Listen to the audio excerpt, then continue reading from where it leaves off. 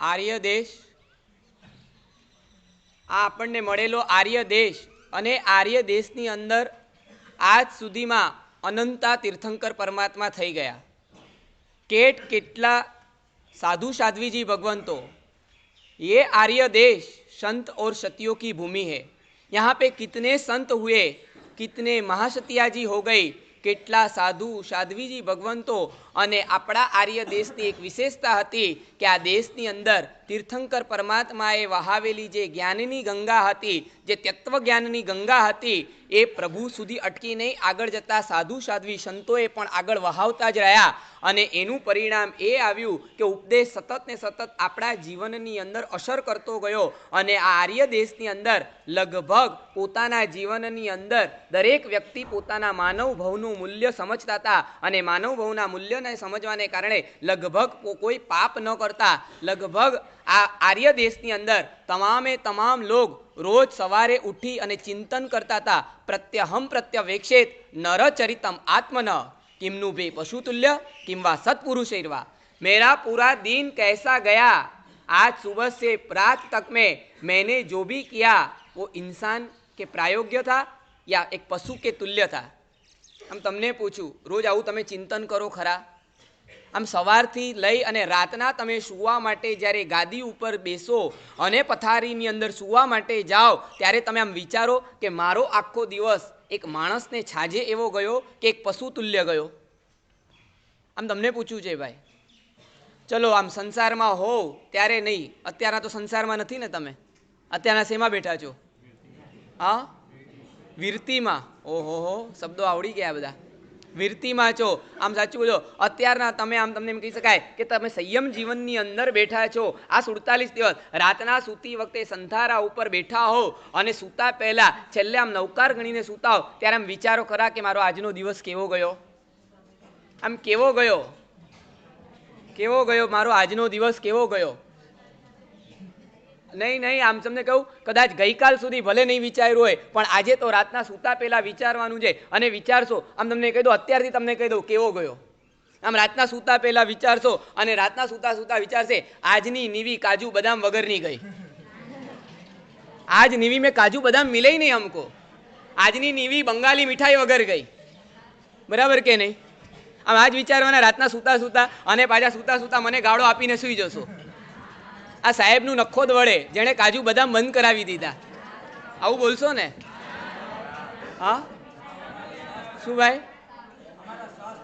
અમારા સ્વાસ્થ્ય માટે. સાચું બોલજો, તમારા સ્વાસ્થ્યની ચિંતા કરું અને કાજુ બદામ બંધ કરાવું, તમે મને આમ થેન્ક્સ કહેશો કે ગાળ આપશો?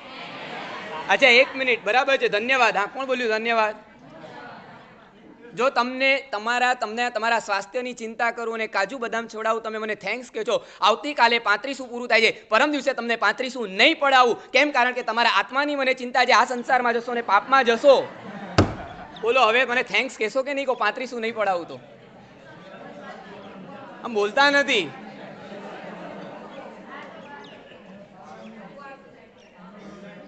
હા, આ પેલા નાના મહારાજ ગાતા હતા ને, ક્યારના થાશે પ્રભુથી મિલન. અને મને આમ વિચાર આવતો હતો, મેં કીધું આ મહારાજ ભલે બિચારા ગાતા હોય પ્રભુથી થાશે મિલન, પણ અમારી બહેનો તો છે ને ક્યારની ગાય છે કાલે 35 પતશે અને પરમ દિવસે થાશે પતિથી મિલન. બરાબર કે નહીં બહેનો? આમ હજુ આમ 35 દિવસ પછી આમ પતિ સાથેનું મિલન આમ કેવું લાગશે તમને? આમ પતિ સાથેનું મિલન પરમ દિવસે થવાનું છે. આમ શું લાગે છે તમને?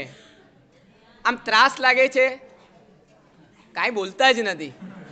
આમ ખબર નહીં ગમે તે કારણે આમ તમારી સંસારની કંઈ પણ વાત કરીએ ને એટલે આમ ચૂપ થઈ જાઓ તમે. શું ભાઈ? વીરતીમાં છે, પણ વીરતીમાં પણ તમે કાંઈ નહીં, તમને જે રિયલાઇઝ થતું હોય તો તમે કહી શકો કે ન કહી શકો? શું સંસારની વાત નહીં, તમને કયા પરિણામ છે, તમને કયા વિચાર આવ્યા એ તમે ન કહી શકો? શું ભાઈ? સંસારની વાતો નહીં, તમારા મનના પરિણામ તમે ગમે ત્યારે કહી શકો. તમને ખબર છે, જ્યારે અમે ગુરુ ભગવંતની પાસે આલોચના લઈએ અને ત્યારે અમારે પણ અમારા મનમાં કયા વિચાર હતા, કયા પરિણામ હતા, જે પણ હોય એ બધું કહેવાનું છે. કઈ બધાને બધા જ પરિણામ કઈ વીરતીના જ ન હોતા એમ ન હોય. કોઈ પણ વિચાર આમ તમને પૂછવું છે, આમ શું ભાઈ આવતા નથી, તમે યાદ કરાવો છો. બોલો છે ને આ પાછા એમ કે સાહેબ અમને યાદ નથી આવતા, તમે યાદ કરાવી દીધું. શું ભાઈ? મેં એટલા માટે યાદ કરાવ્યું કે તમને ખબર પડે કે પરમ દિવસથી આ મિલન થવાનું છે, પણ હવે કયું મિલન છે તમે સમજી લેજો. આ પતિ પત્નીનું મિલન છે કે પણ ઇન્ડિયા પાકિસ્તાનનું મિલન થવાનું છે તમને ખબર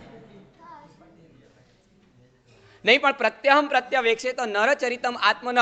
દરરોજ સવાર પડે અને રાતના સૂતા માણસ વિચારે કે મારો આખો દિવસ કેવો પસાર થયો છે અને મેં કેવું જીવન પસાર કર્યું, મેં આખો દિવસ કેવો પસાર કર્યો, મનુષ્ય તુલ્ય કે પશુ તુલ્ય. અને લગભગ એનું એક પરિણામ એ આવતું હતું કે લગભગ આપણે ત્યાં પાપ છે ને લગભગ કોઈ ન કરતું. આર્ય દેશ ભારત દેશની આપણી સંસ્કૃતિ હતી કે આપણા દેશની અંદર લગભગ કોઈ એવા મોટા પાપો લગભગ કોઈ કરતા નહીં, અને કદાચ કરતા હોય તો પણ એની આલોચનાઓ થતી હતી. આજે 3 પ્રકારના માનવીની વાત કરવી છે. નહીં એસો જન્મ બાર બાર. આવો મનુષ્યનો ભાવ તમને અને મને આપણને મળેલો છે. એ માનવનો ભાવ રિપીટ નથી થવાનો, વારંવાર મળવાનો નથી. અને આ માનવનો ભાવ આપણને મળ્યો છે, પણ આવા માનવની ભાવને પ્રાપ્ત કરી અને આપણે ચારિત્ર લેવું છે, વિરતી લઈ અને મોક્ષે જવું છે. પણ સૌથી પહેલાં માનવના ભાવની અંદર મારે પાપથી અટકવું છે.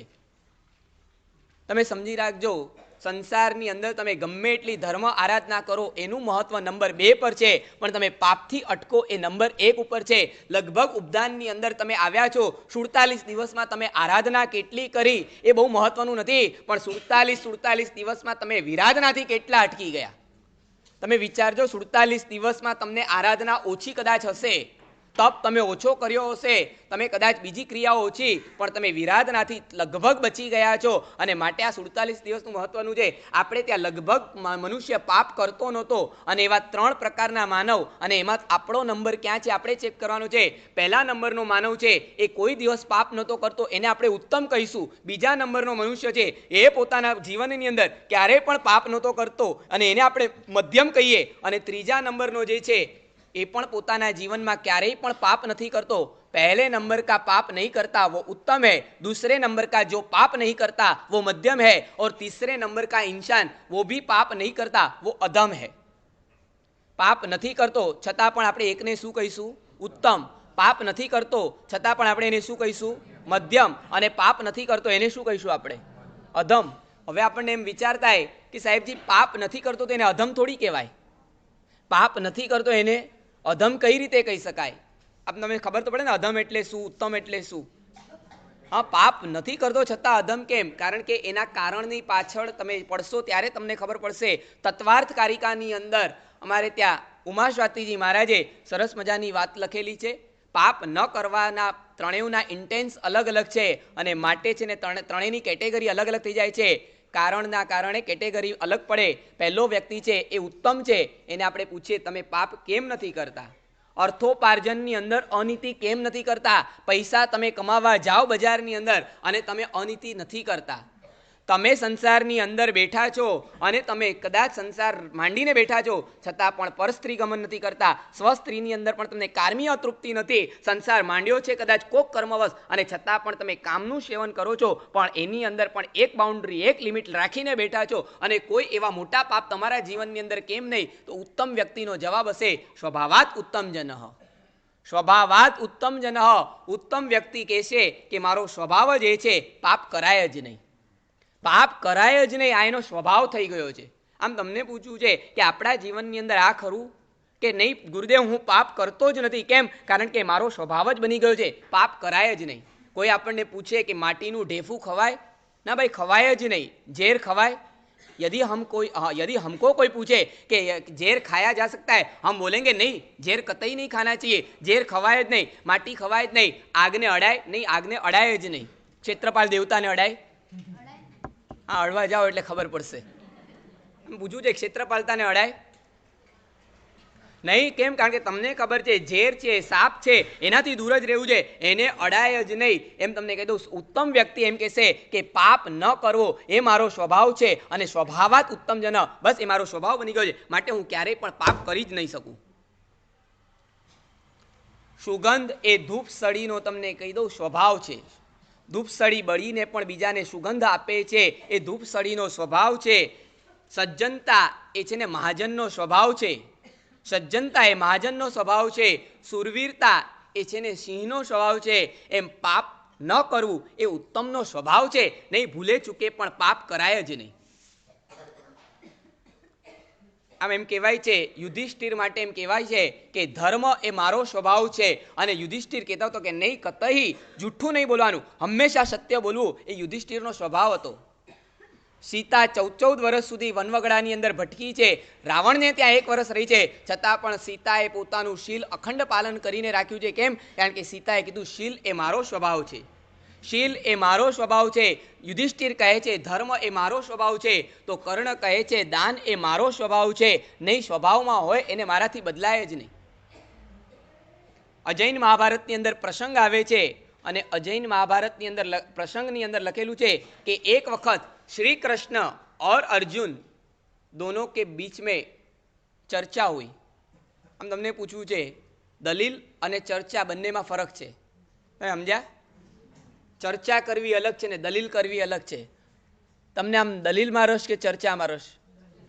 તમે સમજ્યા? દલીલ કરવી એટલે અને ચર્ચા કરવી એટલે ડિસ્કશન. દલીલ કરવાથી હંમેશા તમને સમજી લાગજો, દલીલ કરનારો એક જ છે કે સાચું કોણ છે એને દલીલમાં રસ છે, અને સારું કોણ છે એને ચર્ચામાં રસ છે. સાચું કોણ એને દલીલમાં રસ હોય છે, અને સારું કોણ એને ચર્ચામાં રસ હોય છે. ઘણા અમારી સામે છે ને દલીલ કરવા આવે, સાહેબ આજ તિથિ સાચી, આજ ગચ્છ સાચો, આજ પક્ષ સાચો. એ દલીલ કરનારાઓને અમે કહી દે અમને તારી સાથે કોઈ ચર્ચામાં રસ જ નથી. કારણ કે દલીલ કરવા માટે આવ્યો છે અને પોતાનું સાચું બતાવવા આવ્યો હોય એને અમે કહી દે, અને એવાની સામે છે ને મૌન રહેવાનું કીધું છે. પણ કોઈ ચર્ચા કરવા આવ્યો હોય, કોઈ પૂછવા માટે આવ્યો, તો એની સાથે ખુલ્લા દિલથી વાત કરી શકાય. તમને દલીલમાં રસ કે ચર્ચામાં રસ? આમ પૂછવું છે ભાઈ. અને युधिष्ठिर कृष्ण और अर्जुन के बीच में चर्चा हो रही थी, और चर्चा करते करते अर्जुन ने कहा इस पूरे हिंदुस्तान के अंदर यदि कोई सबसे बड़ा दानवीर है तो मेरे बड़े भैया युधिष्ठिर है, उनके जैसा दानवीर कोई नहीं है. तब कृष्ण ने कहा तेरा भाई दानवीर बराबर, लेकिन इस दुनिया के अंदर सबसे बड़ा कोई दानवीर है तो कर्ण है. भले मैं तेरा मित्र हूँ, मैं तेरा सखा हूँ, लेकिन फिर भी मैं तुझे कहता हूँ अर्जुन, इस दुनिया में सबसे बड़ा कोई दानवीर है तो कौन है? श्री कृष्ण. अरे कर्ण है, कर्ण के अलावा कोई नहीं है. दोनों के बीच में बहस हो गई, બંને વચ્ચે ચર્ચા થઈ, અને ચર્ચામાંથી પછી છે ને મરચા ઉડવા માંડે. તમે સમજી રાખજો, બંને જણા વચ્ચે ચર્ચા થઈ, બંને પોતાની વાત છોડવા તૈયાર નથી. ત્યારે કૃષ્ણએ એટલું જ કીધું કે જૂના જેટલા પણ આપણા અનુભવ છે એને સાઈડ પર રાખી અને નવો કોઈક આપણે છે ને એક્સપેરિમેન્ટ કરવા જઈએ, અને તબ દૂધ કા દૂધ પાણી કા પાણી હો જાયગા, પતા ચલ જાયગા કોણ બડા દાનવીર હે. અને કૃષ્ણ માટે તો અજયનો કહે છે કૃષ્ણની લીલા અપરંપાર છે. કૃષ્ણએ લીલા કરી, અને લીલાના માધ્યમથી કૃષ્ણએ છે ને આકાશની અંદર મેઘ વિકુરવી દીધા, વાદળા વિકુર્યા, બારે ખાંગે મેઘ તૂટી પડ્યો છે. અને એ ટાઈમે બંને જણા બ્રાહ્મણનું રૂપ લઈ અને સૌથી પહેલા યુધિષ્ઠિરના ઘરે ગયા. सबसे पहले युधिष्ठिर के वहाँ गए, और युधिष्ठिर के वहाँ जाके दोनों ब्राह्मण के रूप में है, और वहाँ जाके कहा कि हम दोनों ब्राह्मण, हमें यज्ञ करना है, और यज्ञ के लिए हमें लकड़ियाँ चाहिए. यज्ञ करवा माटे लाकड़ा જોઈએ છે, અને હમણાં ને હમણાં અમને 10 મણ જેટલા જોઈએ છે. ત્યારે યુધિષ્ઠિરે કીધું કે કાંઈ વાંધો નહીં, પણ અત્યારના 12 વરસાદ ચાલુ છે, થોડા કલાક 2 કલાક થાય એટલે તમને લાવી દે. પણ યુધિષ્ઠિરે ત્યાં આગળ રહેલા બંને બ્રાહ્મણે કીધું નહીં, અમને હમણાં જ લાકડા જોઈએ છે, અને એ સૂકા જોઈએ છે. હવે યુધિષ્ઠિર ક્યાંથી લાવે? ચારે કોર વરસાદ પડી રહ્યો છે, લાકડા ભીના હોય, સૂકા લાકડા, અને એ હમણાં. ત્યારે યુધિષ્ઠિરે 2 હાથ જોડીને બંને બ્રાહ્મણોને કીધું તમને આપવાનો મારો ભાવ છે, પણ હું આપી શકું એમ નથી, કારણ કે મારી મજબૂરી છે. લાકડા લાવવા ક્યાંથી? અત્યારે ચારે તરફ વરસાદ પડી રહ્યો છે. અને ખાલી હાથે બંને બ્રાહ્મણ ત્યાંથી નીકળી ગયા. अब किसकी बारी आई? अब कर्ण की बारी आई, और दोनों उसी रूप में वहां गए कर्ण के वहां. અને કર્ણને ત્યાં ગયા અને એઝ ઇટ ઇઝ વાત કરી બંને બ્રાહ્મણોએ કે અમને લાકડા જોઈએ છે. અને હજી તો કીધું કે લાકડા જોઈએ એટલા બોલ્યા ન બોલ્યા, અને કર્ણએ પોતાના માણસોને બોલાવ્યા, અને એક સાથે પોતાના મહેલમાં જેટલા પણ ચંદનના વૃક્ષ હતા એ ધડાધડ કાપવાનો આદેશ આપી દીધો. મારા મહેલની શોભા વધારનારા પણ અંદર જેટલા વૃક્ષ છે એ કાપી અને 10 મણનો ભારો કરીએ અને આ બંનેને આપી દો. અને કર્ણના આ માણસોએ ત્યાંને ત્યાં 10 મણ જેટલા ચંદનના લાકડાઓ કાપી અને લાકડા યજ્ઞ માટે આપી દીધા. બંને જણ બહાર નીકળ્યા, અને ત્યારે કૃષ્ણએ પોતાનું ઓરિજિનલ રૂપ પ્રગટ કર્યું. કૃષ્ણ અને અર્જુન ઓરિજિનલ રૂપમાં આવ્યા, અને ત્યારે કૃષ્ણએ અર્જુનને એટલું જ કીધું, અર્જુન તારો ભાઈ યુધિષ્ઠિર આ જગતનો મોટામાં મોટો દાનવીર છે, પણ તને કહી દઉં તારા ભાઈને છે ને દાનનો ભાવ છે. દાનનો ભાવ છે, પણ કર્ણને દાનનો स्वभाव છે. તમે समझा? मुझे आपसे पूछना है, आपके जीवन के अंदर धर्म भाव के स्तर पे है कि स्वभाव के स्तर पे है? આમ તમને પૂછું ભાઈ, આમ ભાવના સ્તર સુધી આપણે ક્યાં પહોંચ્યા છે? હજી સ્વભાવ તો બહુ દૂરની વાત છે, દિલ્હી તો બહુ દૂર હે, પણ આપણે ભાવના સ્તર સુધી પહોંચ્યા? જ્યાં સુધી વિનોબાજી ભાવેને કોકે પૂછેલું હતું ભાવ અને સ્વભાવમાં શું ફરક, તમને ખ્યાલ છે? આમ ભાવ અને સ્વભાવમાં શું ફરક, ભાવ અને સ્વભાવ વચ્ચે ડિફરન્સ શું, what is the difference between two? આમ ભાવ કોને કહેવાય અને સ્વભાવ કોને કહેવાય?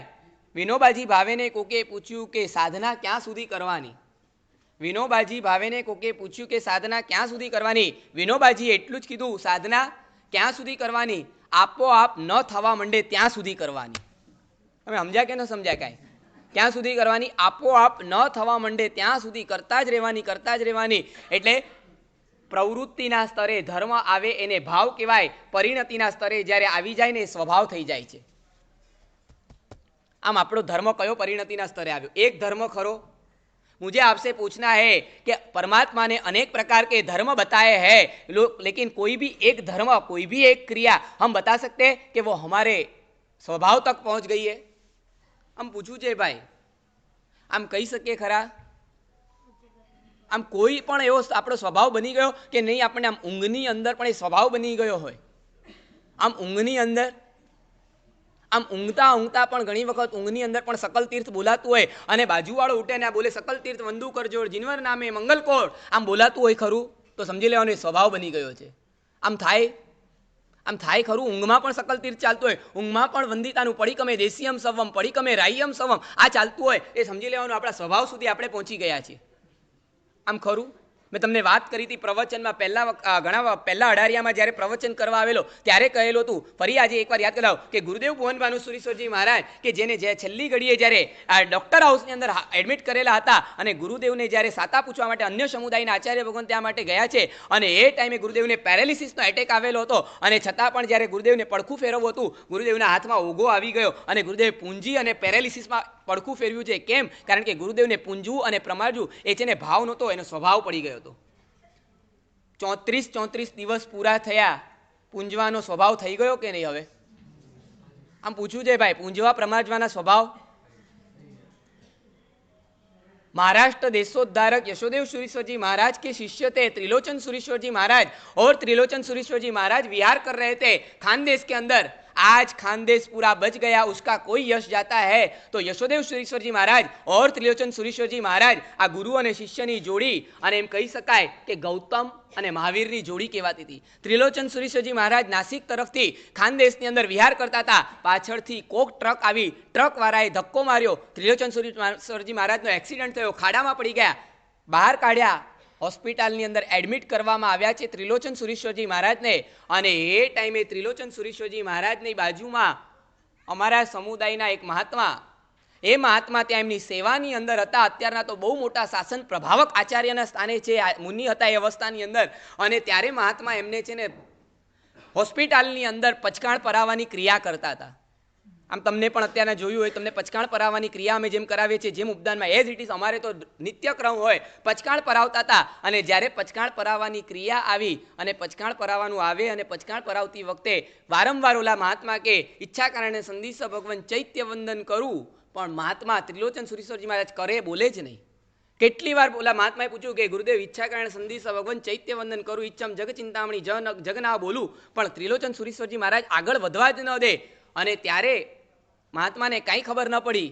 ત્યારે મહાત્માએ એમના એક શિષ્ય સાથે હતા ત્રિલોચન સુરીશ્વરજી મહારાજના, અને એમને પૂછ્યું કે તમારા ગુરુદેવ શું કરે છે? કાંઈ ખબર નથી પડતી, શું મારા સૂત્રોમાં કોઈ ભૂલ છે? સૂત્રો તો મારા બધા પરફેક્ટ છે.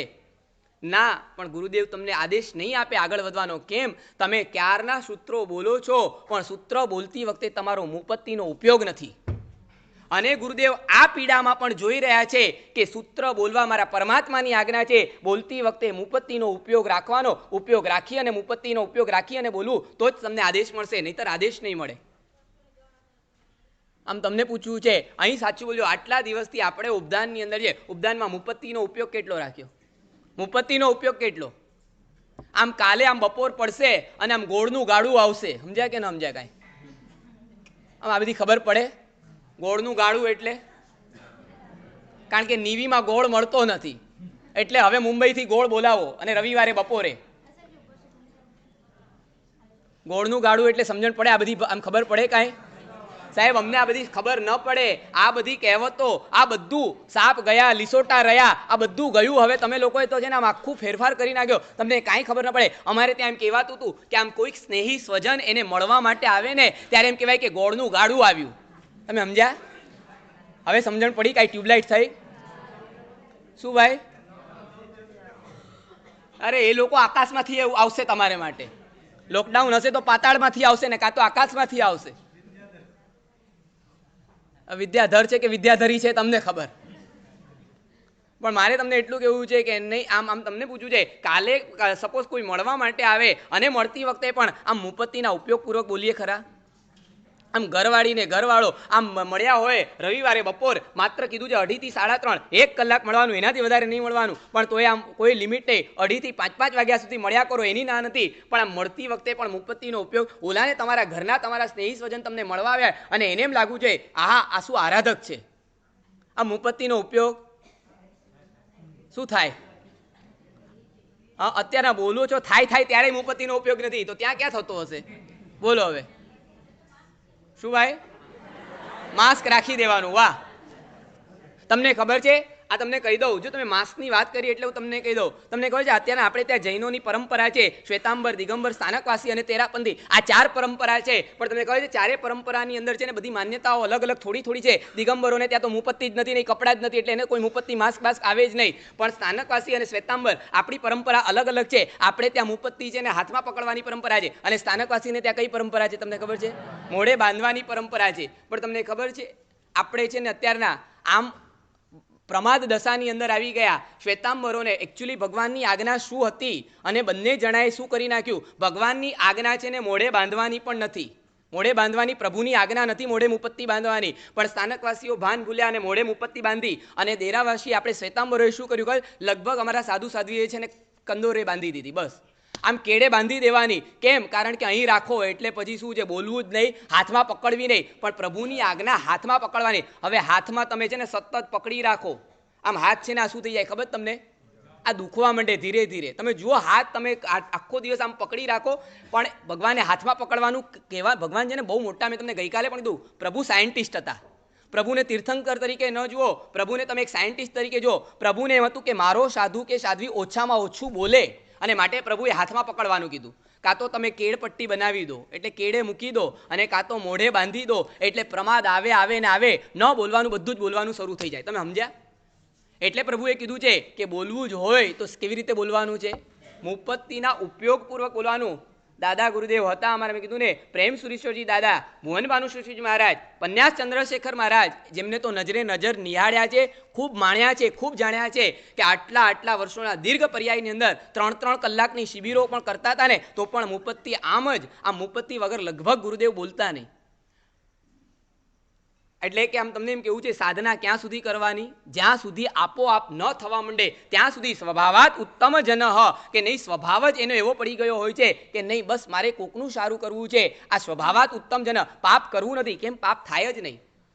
ઓલા સંત નદી કિનારે છે ને ફરવા માટે ગયા, અને એ ટાઈમે સંતે જોયું કે કોક बिच्छू था, અને बिच्छू वहां नदी के अंदर तड़प रहा था, और संत ने सोचा लाओ उस बिच्छू को उठा के नदी के अंदर डाल दूं. और संते जैसे ही बिच्छू को उठाया, और बिच्छू ने संत को क्या मारा? डंक मारा. और डंक मारते ही उनके हाथ में से वापस नीचे गिर गया. संत ने वापस उसको उठाया, वापस उसने उनको डंक मारा, और वापस बिच्छू नीचे गिर गया. किसी ने संत से पूछा, यदि बिच्छू आपको बार बार डंक मार रहा है फिर भी आप उसको बचाने की कोशिश क्यों करते हो? तब उस संत ने उतना ही कहा, डंक मारना वो बिच्छू का स्वभाव है, तो जीव को बचाना वो संत का स्वभाव है. वो अपना स्वभाव छोड़ने के लिए तैयार नहीं, मैं अपना स्वभाव क्यों छोड़ू? आम तमने पूछूं, આપણે આમ સ્વભાવના સ્તરે કેવા? આમ સ્વભાવાત ઉત્તમ જન. આમ રસ્તામાંથી જાઓ, દેરાસરનું શિખર દેખાય અને આમ નમો જીણાણમ બોલો કે બોલાઈ જાય? બોલાઈ જ જાય. આમ તમને પૂછ્યું છે કે ભૂલાઈ જાય? અને સાચું બોલજો, રસ્તામાંથી નીકળો, ભલે શિખર હોય, અને એ જ ટાઈમે કોઈ બૂમ પાડે આમ સાપ સાપ સાપ, હવે બોલાઈ જાય કે ભૂલાઈ જાય? જલ્દી બોલો. ભૂલાઈ જાય. શું બોલાઈ જાય? મહાત્મા કોઈ પણ તમને રસ્તામાંથી પસાર થતા હોય ને રસ્તામાં કોઈ સાધુ કે સાધ્વીજી ભગવંત દેખાય અને એને દેખતાની સાથે આમ મોઢામાંથી મથેણ વંદામી આમ બોલાઈ જાય કે ભૂલાઈ જાય? હા, ખરેખર બોલાઈ જાય છે. આમ રસ્તામાં સાચું બોલ્યો, અત્યારના ઉપદાનમાં પણ કેટલા સાધુ સાધ્વીજી ભગવંતો આમ સાપુર તીર્થની અંદર અત્યારના તમને એમ લાગે કે આપણે જાણે સાપુરની અંદર નથી, આપણને એમ લાગે કે જાણે મિની ક્યાં છે? પાલીતાણા. આ પાલીતાણાની જેવી પવિત્ર ભૂમિ અત્યારના ચારે તરફ જેમ જિનાલયો છે એમ આટલા આટલા શ્રમણ અને શ્રમણી ભગવંતો આમ દેખાય અને સાચું આમ મથેણ વંદામી બોલાઈ જ જાય. આમ બોલાઈ જાય કે ભૂલાઈ જાય? નહીં, બોલાઈ જાય. સ્વભાવાત ઉત્તમ જન. અને આપણે ઉત્તમ વ્યક્તિને પૂછીએ કે તમારો આવો સ્વભાવ કેમ થઈ ગયો કે તમે પાપ કરતા જ નથી, ત્યારે ઉત્તમ વ્યક્તિ આપણને એમ એક જ કહેશે, મેં કીધું ને કે એને મોક્ષની લગ્ની છે. સ્વભાવાત ઉત્તમ જન, બસ મને મોક્ષની એવી લગ્ની લાગી ગઈ છે અને માટે મારે છે ને પાપ કરવું જ નથી. આમ પાપ ન કરવાના કારણ અલગ અલગ છે, માટે એકને ઉત્તમ કીધું, બીજાને મધ્યમ કીધો અને ત્રીજાને અધમ કીધો છે. ઉત્તમ પણ પાપ નથી કરતો, મધ્યમ પણ પાપ નથી કરતો અને અધમ પણ પાપ નથી કરતો, પણ ઉત્તમ વ્યક્તિ પાપ નથી કરતો. કેમ? કારણ કે એને જલ્દીથી જલ્દી મોક્ષે જવું છે અને મોક્ષમાં જવું છે, માટે મારે પાપ તો કરાય જ નહીં. આમ પૂછવું છે, સ્વભાવાત ઉત્તમ જન્મનો આપણો નંબર ખરો? એક પાપ તો એવું તમે કહી દો કે ગુરુદેવ આ પાપ તો મારાથી થાય જ નહીં, આ તો ન જ કરાય, એવું તો એક તો પાપ આપણે બનાવીએ. ભલે 18 પાપને આપણે નથી છોડી શકતા, સંસારની અંદર બેઠા છીએ, પણ છતાં પણ તમે કહી દો કે નહીં આ પાપ તો ગમે તે થઈ જાય, પ્રાણના ભોગે પણ આ પાપ તો ન કરાય, તે ન જ કરાય. આમ ખરું? એવું કાંઈ એકાદ તો આપણા જીવનની અંદર એવું કોઈ એકાદ? અમારા ગુરુદેવ ભુવન ભાનુશ્વરીશ્વરજી મહારાજ વારંવાર કહેતા હતા, ગુરુદેવ કહેતા હતા કે જીવનની અંદર કોઈક એક ધર્મ સાથે એવો પ્રેમ બાંધો, પ્રેમ બાંધો એટલે આત્મ સુધી લઈ જાઓ, ખાલી શરીર સુધી અને મન સુધી નહીં, શરીર અને મનથી પણ આગળ વધીને તમે આત્મા સુધી તમારા ધર્મને લઈ જાઓ અને એ ધર્મ એવો કરો, એવો કરો, એવો કરો. કોઈક એક સૂત્ર, ગુરુદેવ તો બહુ સરસ મજાની વાત કરતા હતા, કોઈ એક સૂત્ર સાથે, કોઈક એક પ્રભુની પ્રતિમા સાથે, કોઈ પણ એક સ્તવનની કડી સાથે આમ તમે એવી આત્મીયતા બાંધી જો, એવી આત્મીયતા બાંધી દો કે એ બોલાય અને તમારા શરીરના 3.5 કરોડ રૂવાડા આમ ખડા થઈ જાય, ત્યારે તમે સમજી લેજો કે આમ તમે છે ને એની સાથે તમે આમ ધર્મને સ્વભાવમય અથવા તો એ પંક્તિને, એ પ્રતિમાને, એ તમે કોઈ પણ સૂત્રને તમે છે ને સ્વભાવસ્થ કરી લીધું છે. આમ કર્યું એવું કોઈ આપણે?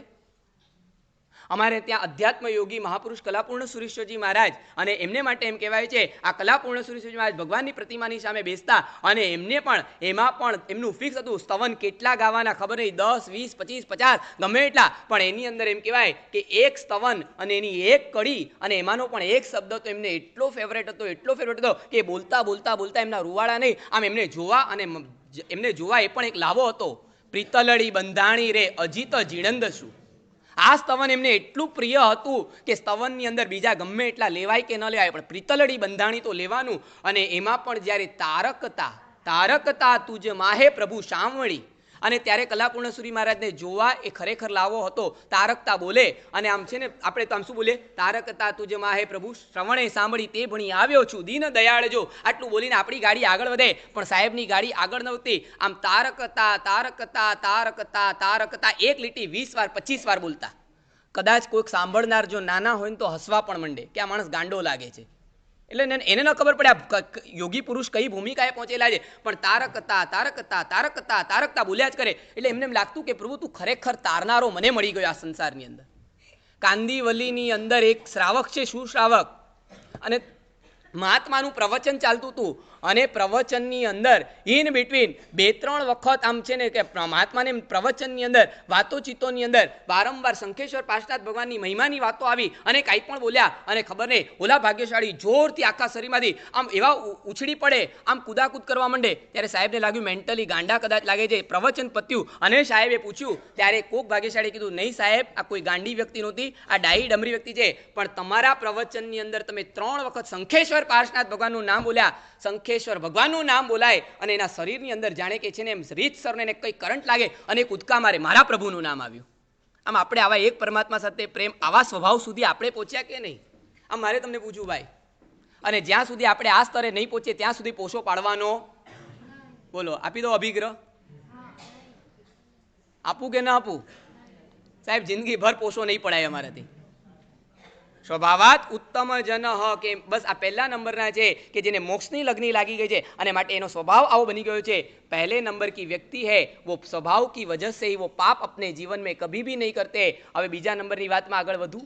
बीजा नंबर छे मध्यम, और मध्यम भी जो है वो भी अपने जीवन में पाप नहीं करते, जो कि एमनो स्वभाव तो पाप वासनानो ज पड़ेलो छे, अने छतां पण एमने पूछो वाय तमे शा माटे पाप नहीं करता, अने त्यारे मध्यम व्यक्ति पण जवाब आपे छे उत्तम जेवुं नहीं, स्वभावात नहीं, पण ए कहेशे परलोक भयात, परलोकना भयथी पण हूँ छे ने पाप नहीं करतो। आम साचुं बोलजो, आपणे आम परलोकनो भय खरो? परलोक भयात संस्कृत शब्द है, परलोक भयात, परलोकना भयथी पण पाप नहीं करूँ। मारो आलोक बगड़शे खबर नहीं, पण मारो परलोक बगड़ी जशे अने माटे पण मारे पाप नहीं करवा। मध्यम जीवो एम कहे छे के नहीं एने आलोकना सुखो भोगववा छे, पण छतां पण एवी रीते भोगवे के पोतानो परलोक न बगड़ी जाय। आलोकना सुख भोगवता भोगवता सतत एनी नजर परलोक तरफ रहती होय के नहीं, केम? कारण के अहीं एक नानकड़ी सोई पण छे ने डॉक्टरनी माराथी सहन थती नथी। एक डॉक्टर की दी हुई छोटी सी सुई भी हमें चुभती है तो परलोक में जाके जब परमाधामी के भाले खाने के आएंगे तब मेरा क्या होगा, इसीलिए भी मुझे इस जन्म में पाप तो नहीं करना है। तमे समझी राखजो, पाप एक ऐसा प्रोडक्ट है, पाप एक ऐसा प्रोडक्ट है जो खरीदने में सस्ता लगता है। पाप एक ऐसा प्रोडक्ट है जो खरीदने में सस्ता लगता है पर उसका दाम चुकाते जन्म जन्म निकल जाते हैं। आ खबर से क्या रही? पाप एक ऐसा प्रोडक्ट है जो खरीदने में हमें सस्ता लगता है लेकिन उसके दाम चुकाते चुकाते जन्म जन्म निकल जाते हैं। समझाओ जो नाना छोकराओ छे, खबर तमने? चलो बीजी बधी बात जवा दो, अत्यारे आपणे उपदाનમાં છે એની જ વાત કરીએ। અત્યારના બહારના સંસારની તો તમને કોઈ અત્યારના લેવા દેવા નથી, કારણ કે તમે પણ અત્યારના સંયમની અંદર બેઠા છો, તમે પણ ઉપદાનની અંદર બેઠા છો, પણ તમને ખબર છે ઉપદાनની નીવીની एक थाળી, आज निवी ने लाभार्थी, आज निवी के लाभार्थी भी आए हैं, उनका भी बहुमान करना है, उनकी बात हम बाद में करेंगे, लेकिन पहले मुझे आपको पूछना है, आप लोगों को मालूम है ये निवी की एक थाली कितने रुपये में पड़ती है? आज निवी की एक थाली केटला रुपया में पड़े? हाँ, तमने एम ख्याल है? आटली 4 मिठाई, 4 फरसाण, आवा मेवा मिठाई फरसाण, दूध, ड्रायफ्रूट, आम काजू बदाम पिस्ता, बोलो आम केटला रुपया नहीं पड़े? आम एक निवीनी थाળી, आम मने नहीं खबर, कारण के अत्याરના निर्मलभाई खबर है ने अत्याરના बारना भाव केटला ड्रायफ्रूटना वधी गया, दूधना भाव बधी ज मोंघवारी वधी, अत्याરના आ थाળી केटला रुपयानी पड़े? हाँ, 600 ની પડે, આપણે 500 ની પકડીએ, बराबर है? कदाच चलो 500 ની पकड़ो એટલે 500 રૂપિયામાં कदाच एक निवीनी थाળી પડતી હશે, પણ તમને ખબર છે ઉપદાન કરાવનારને નીવીની થાળી 500 માં પડે છે, પણ ઉપદાનની અંદર નીવી વાપરનારને થાળી કેટલા રૂપિયામાં પડી? ક્યારે વિચાર્યું તમે? એમને કેટલામાં પડે છે? કેટલામાં પડી? મહાનિષિદ્ધ ગ્રંથ અને એની અંદર આ ઉપદાન બતાવેલા છે।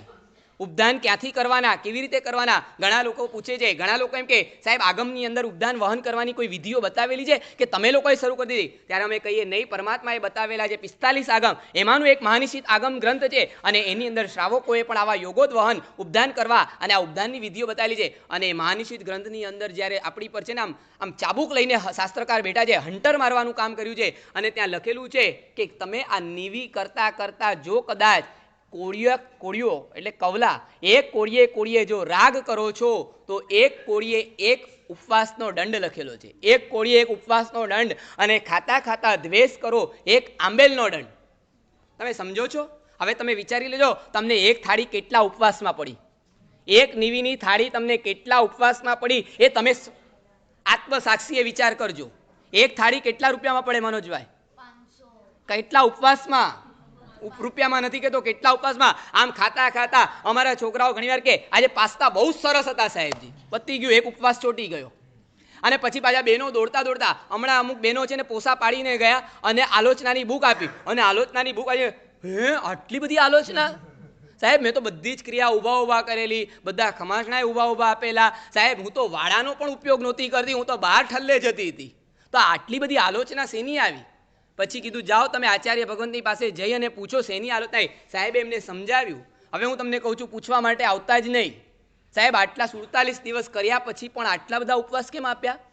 ડરી ગયા ને અત્યારથી? સાહેબ 47 દિવસની અંદર તો ઉપવાસ આંબેલ કર્યા। એક બેન મને કહેવા હતા, સાહેબ હું ઉપવાસ નહીં કરું, પહેલાં તમને કહી દઉં, મને આલોચનામાં ઉપવાસ નહીં આપતા। અરે બેન, અહીં ખાતા ખાતા આપણે રાગ કર્યા છે એની આલોચના કોણ લેશે? શું ભાઈ? બોલો બોલો, બડે આવાજ से બોલો, क्या बोलना है? રાગના કેટલા ઉપવાસ આવે આત્મસાક્ષીએ વિચારી લેજો। આ તો ગુરુ ભગવાન તો આપણી પર છે ને કરુણાવન છે, 2, 5, 10 ઉપવાસમાં આપણું પતાવી દે છે। પણ અને આલોચનાનો આજ તો ફાયદો છે, આલોચના લઈશું 10 ઉપવાસમાં પતી જશે, આલોચના નહીં લઈએ ને કર્મસત્તા મેં કીધું ને જન્મ જન્મ નીકળ જાયંગે. કર્મસત્તા એ જ કે છે કાજુ બદામ ખાવા તો બહુ સહેલા છે ભાઈ, ખાઈ લો પેટ ભરીને, કાંઈ વાંધો નહીં આવે. બંગાળી મીઠાઈ જેટલી ખાવી એટલી ખાઈ લો, કાંઈ વાંધો નહીં, લાભાર્થી તો તરી જશે, પણ ખાતા ખાતા જો આપણે રાગદ્વેષ કર્યા છે, ડૂચા આપણા નીકળી જવાના છે.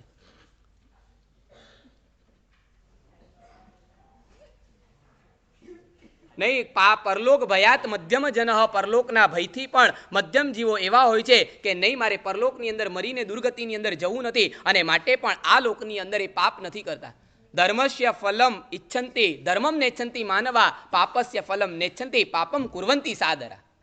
પાપનું ફળ કોઈને જોઈતું નથી, અને છતાં પણ પાપ આપણે રાચી માચીને કરીએ છીએ. ધર્મનું ફળ તમને મને આપણને બધાને જોઈએ છે, અને ધર્મ આપણને કરવો નથી તો આપણે મરીને પરલોકમાં જશું ક્યાં? પરલોકને જો તમારે મારે આપણે સુધારવો હોય તો પરલોકને માટે થઈને પણ આપણે છે ને આ લોકની અંદર પાપ તો કરાય જ નહીં. આમ પરલોકને તો માનીએ છીએ કે નથી માનતા? પરલોકમાં શ્રદ્ધા ખરી કે નહીં? પહેલાં મને તમને એટલું જ પૂછવું છે. આમ પરલોક જેવી વસ્તુ છે, પરલોક को मानते हो कि नहीं मानते हो? यहाँ से मर के मुझे भी कोई अलग गति में जाना है. मनुष्य में से या तो मनुष्य, या तो तिर्यंत, या तो देव, या तो नरक, ये चार में से कोई भी एक गति में जाना ही पड़ेगा. उसके अलावा मेरा निस्तार होने वाला नहीं. ये तो आप मानते हो कि नहीं मानते हो? તો મરીને તમારે જવું છે ક્યાં? મરીને આપણે ક્યાં જવું છે ભાઈ? આ ભવની અંદર. અને તમે સમજી રાખજો, આપણે ત્યાં કહેવાય છે कि कदाच तमे बावड़ियों वाव्यो हसे, बबूल को अगर आप बोओगे और बबूल बोओगे तो बाद में वो बड़ा होके उसमें से कांटे ही मिलने वाला है. बबूल बोने के बाद कभी भी आम की आशा रखना वो व्यर्थ है. बावड़ियों वाव्यो छे तो तमे समझी राखजो, आंबानी आशा क्यारेय राखता नहीं. आ भवमां तमे शुं करी रह्या छो ए तमे चेक करता जजो. आ भवमां आपणे छे ने कदाच जो कांटा वाव्या हशे तो बावड़ियों वाव्यो हशे तो आवता भवमां आपणे दुखोना कांटा ज मळवाना छे. અને આ ભવની અંદર આંબા ધર્મના વાવ્યા હશે તો પરલોક ની અંદર છે ને તમને પુણ્યના આંબાઓ ઓટોમેટિક મળ્યા વગર રહેશે નહીં. પણ આ ભવની અંદર તમારે અટકવું પડશે કે નહીં, આ લોકની અંદર પણ મારે પાપના ભયથી, પરલોકના ભયથી પણ મારે પાપ નથી જ કરવું. આમ પરલોકનો ભય ખરો? પરલોકને માનીએ છીએ? આમ પરલોક જેવી કોઈ વસ્તુ ખરી? અને હજી તમને કહી દઉં કે પરલોક જેવી વસ્તુ નહીં હોય કે હોય એ તો પછીની વાત છે, પણ તમે સમજી રાખજો પરલોક નહીં હોય તો કદાચ આ ભવમાં પાપ નહીં કરીએ તો નુકસાન શું છે? ચલો, અને પરલોક હશે તો શું થશે તમે એ તો વિચાર કરો. અને પરલોકની અંદર જ્યારે છે ને પાપ ઉદયમાં આવે છે ને ત્યારે મલ્ટિપ્લિકેશન આવે છે. તમે સમજી રાખજો, અનુબંધ હંમેશા ગુણાકારમાં હોય છે, એની અંદર છે ને ક્યારે પણ સરવાળા નથી હોતા.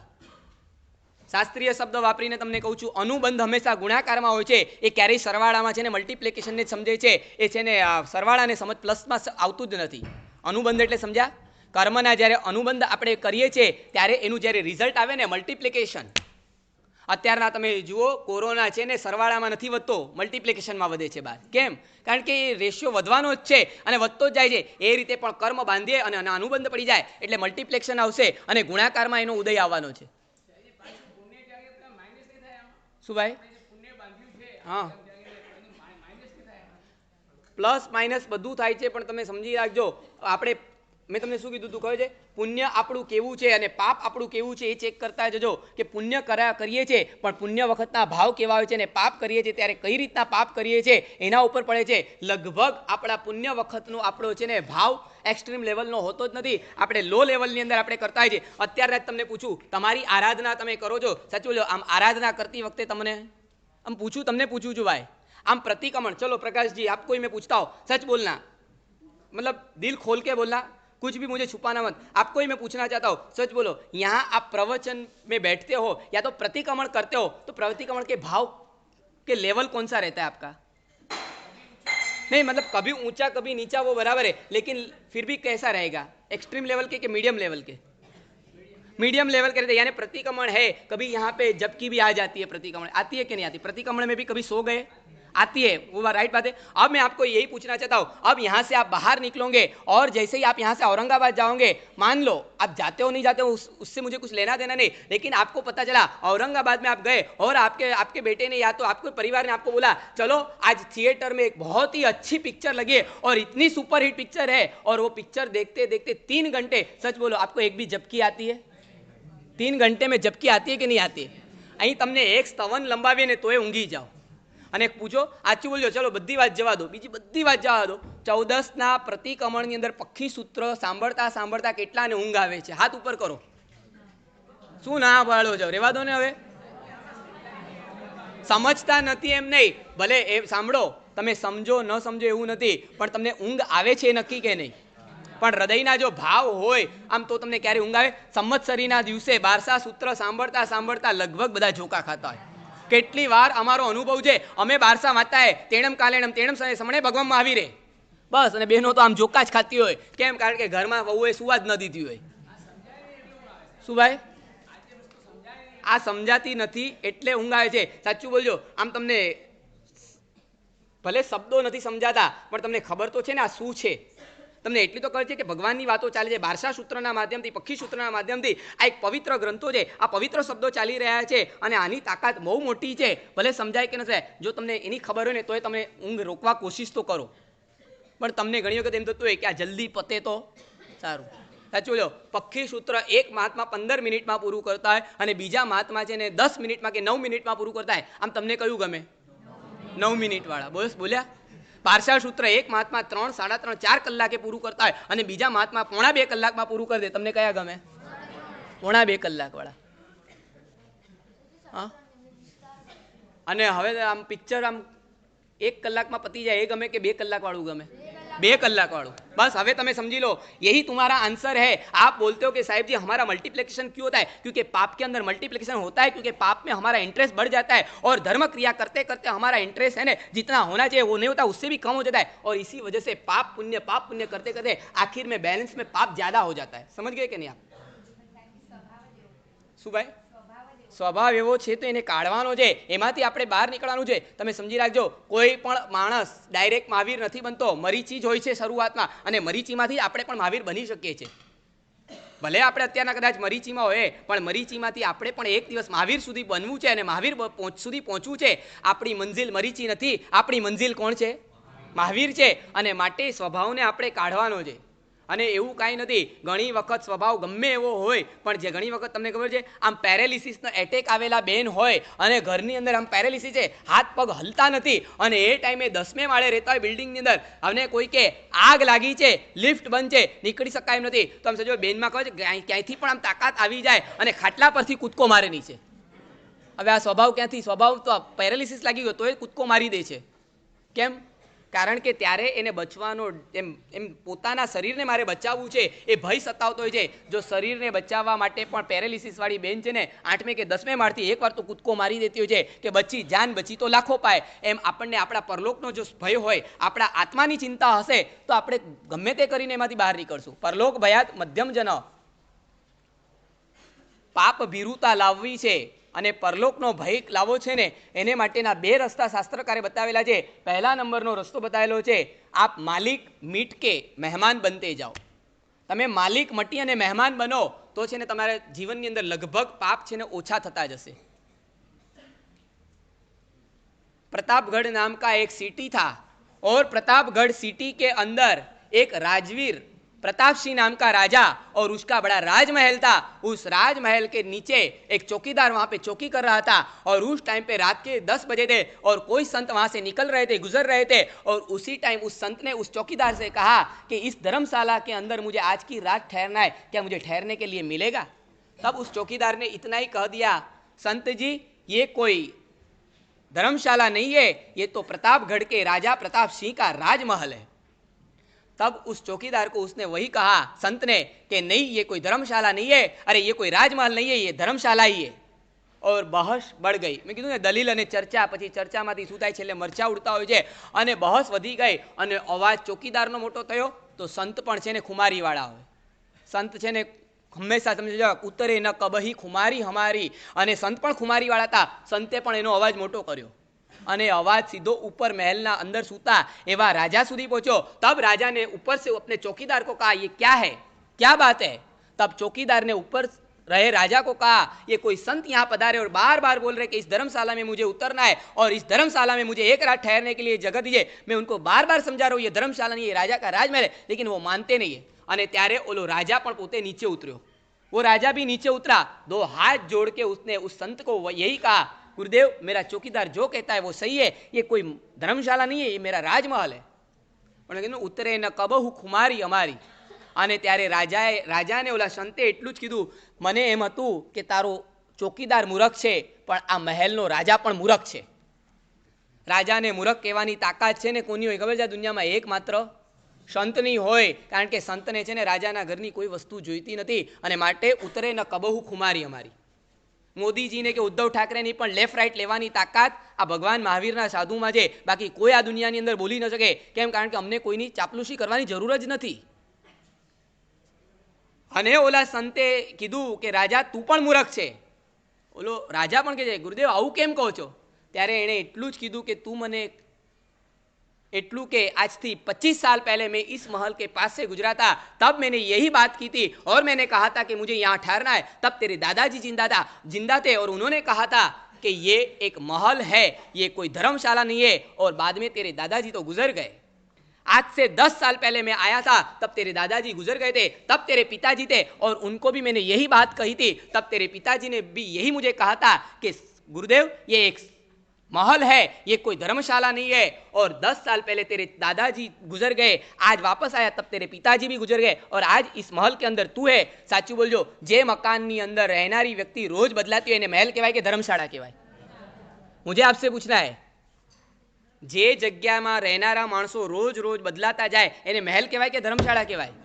धर्मशाला कहवाय. 25 વર્ષ પહેલા તારા દાદા હતા, આજે નથી. 10 વર્ષ પહેલા તારા પિતા હતા, એ આજે નથી. આજે તું છે, કાલે કદાચ તું પણ ન હોય. જ્યાં રહેનારી વ્યક્તિ બદલાતી હોય એને છે ને મહેલ ન કહેવાય, એને ધર્મશાળા કહેવાય. અને રાજાની આંખ ખુલી ગઈ. राजा की आंख खुली गई और राजाए कीधु कि गुरुदेव आज आपने मेरी आंख खोल दी है, सचमुच में ये धर्मशाला है, ये महल नहीं है. और राजा पोताना महल ने छोड़ी ने बाहर निकलो त्यारे ओला संते पूछू, ए कहाँ जा रहा है? गुरुदेव आज से आपने मेरी आंख खोल दी है, आज मैं इस महल को छोड़ के मैं संन्यास लेने के लिए जा रहा हूँ, मुझे अब इस संसार के अंदर नहीं रहना है. અને એને સંન્યાસ લઈ લીધો અને એ સંતનો શિષ્ય બની ગયો છે. સંતને કહે છે આપ હવે ખુશીથી રહો. संत के मुझे भी तेरे महल का क्या काम है, मैं तो तेरी आंख खोलने के लिए आया था, मुझे भी तेरे महल का कुछ काम नहीं. અને સંત અને રાજા બંને ત્યાંથી નીકળી ગયા. નીતિશાસ્ત્ર શું કહે છે? નીતિશાસ્ત્ર કહે છે સંસારમાં સુખીથી જીવવું છે. નીતિશાસ્ત્ર કહું છું, ધર્મશાસ્ત્ર નથી કહેતો. નીતિશાસ્ત્ર કહે છે સંસારમાં તમારે સુખેથી જીવવું છે તો તમારા ઘરને છે ને તમે ધર્મશાળા સમજીને જીવતા જાઓ. માલિક મટી કોઈ, તમે તમારા ઘરના પણ તમે મહેમાન છો, માલિક નથી. તમે છે ને મજેથી જીવી શકશો. પણ આજનો માણસ બીજાના ઘરમાં પણ મહેમાન નહીં માલિક બનીને બેસી જાય છે. તમે સમજ્યા? આમ તમને પૂછવું છે, आम तमे शाहपुरनी अंदर उपदान करवा आव्या छो, अहीं आप यहाँ के मालिक हो के मेहमान हो? अब मुझे आपसे पूछना है, आप मालिक हो के मेहमान हो शाहपुर के? कितने दिन के मेहमान हो? 47 डेज के लिए. आज गुरुदेव बस 33 दिन गए, 34 दिन गए, अब सिर्फ 20, 22, 23 दिन रहे और बाद में हम भी यहाँ से निकलेंगे और बोल देंगे शाहपुर को वो सिरे शू वो सिरे नहीं. आप आम तमने खबर है, साचुं बोलो, आम शाहपुरनी धर्मशाळानी अंदर तमे अत्यारना रह्या छो अने कदाच त्यानी रूमनो कोई काच तूटी जाए, कोई ग्लास फूटी जाए, आम तमने असर थाय? कांई न थाय, कारण के तमने खबर छे हूँ अहींनो मेहमान छुं. अने आम मालिक बनवा करता मेहमान बनवामां मजा छे. तमने खबर छे घरनी अंदर मेहमान आवे ने, आम तमने खबर मेहमान आवे अने मेहमानने आम तमे जोजो आम केटली मिठाई मळे. 47 दिवस के लिए आयो ने, इसके लिए रोज मिठाई मिलती है. પછી રોજના થઈ जाओ तो कोई शाहपुर में मिठाई नहीं आपे. પછી अब मेहमान आवे, आपको मालूम होगा आपकी घरवाली आपके लिए रोज मिठाई बनाती है, रोज नमकीन बनाती है? नहीं बनाती है. लेकिन यदि घर के अंदर कोई मेहमान आएंगे तो उसके लिए नमकीन भी बनाएगी, उसके लिए मिठाई भी बनाएगी. એટલે મહેમાન આવે એને બે મિઠાઈ પણ મળે અને બે ફરસાણ પણ મળે અને ઓલો માલિક હોય એને તો ખાલી એ જ રોટલી દાળ ભાત શાક મળે, બીજું કાંઈ ન મળે. એટલે આમ સાચું બોલો, મહેમાન બનવામાં મજા કે માલિક બનવામાં મજા? મહેમાન બનવાની અંદર મજા છે, માલિક બનવામાં મજા નથી. આ તમે જ્યાં પણ જાઓ ત્યાં માલિક મટી અને મહેમાન બનતા જાઓ. અને મહેમાનને છે ને આમ સાચું લો, મહેમાન હોય અને મહેમાન પોતાની જાતને માને ને એના જીવનમાં પાપ ઓછા જ થયા વગર રહે નહીં. કારણ કે એને લાગે કે હું અહીંયા 2-4 દિવસ માટે આવ્યો છું અને હવે મારે શા માટે આટલું આની અંદર આસક્તિ કરી, આટલા પાપ શા માટે કરવા? જે દિવસે તમને એમ લાગે, હું તમને પૂછું છું, તમે જે બિલ્ડિંગમાં રહો છો, તમે જે ફ્લેટમાં રહો છો, એ તમે તમારા ઘરને ધર્મશાળા માનો છો કે તમે એના ઓનરશિપના માલિક માનો છો તમારી જાતને? આટલા બધા પાપ તમે કેમ કરો છો? એક ઘરના 500 square feet, 600 square feet, 800 square feet અથવા તો બહુ તો 1000 કે 1200 સ્ક્વેર ફીટનું ઘર હશે. મુંબઈમાં આટલા મોટા ઘર જ ન મળે. પહેલાં તમને કહી દો, મુંબઈમાં મોટું ઘર એ છે ને બહુ દુર્લભ છે. મુંબઈમાં આપણે ત્યાં એમ કહેવાય છે, જૂના જમાનામાં મેં કીધું ને પાછી કહેવતો લાવતો જ જઈશ, એમ કહેવાતું હતું કે મુંબઈની અંદર રોટલો મળે પણ ઓટલો ન મળે. તમે સમજ્યા? કહેવતો એમને નથી પડી આપણે ત્યાં. પહેલાના જમાનામાં ભુલેશ્વર, કાલબાદેવી, ચીરા બજાર, આ ઝવેરી બજાર, જૂની રૂમો જોઈ છે, કેટલી રૂમમાં રહેતા હતા? 10 બાય 10, બસ માત્ર 100-150 સ્ક્વેર ફીટની નાનકડી રૂમ, પણ એની અંદર પણ રહેતા હતા. આજે કદાચ તમે પુણ્ય તમારું ઉદયમાં આવ્યું, તમે 500, 700, 800 સ્ક્વેર ફીટ સુધી પહોંચ્યા હશો, પણ તો પણ તમને પૂછવું છે, એની અંદર તમે એના માલિક છો કે મહેમાન છો? અને માલિક બનીને બેઠા છો, અને માટે જ ન કરવાના તમામ પાપ તમે તમારા ખાલી એક 500 સ્ક્વેર ફીટની પાછળ ગાંડાની જેમ કરી રહ્યા છો. એની અંદરના ઇન્ટિરિયર ડેકોરેશન, એની અંદર જે પણ કરી રહ્યા છો, પણ જો તમને મહેમાનપણું લાગશે, સાચું બોલજો, આમ 47 દિવસ માટે અહીંયા આવ્યા છો, 47 દિવસ માટે અહીંયા આવ્યા છો, અહીં કેટલું ડેકોરેશન કરાવ્યું તમારી રૂમની અંદર? તમે, હું રૂમ જોવા આવું તમારી રૂમો, શું ભાઈ? અરે ઉભીને ઉપરથી તમે બગાડી નાખી છે.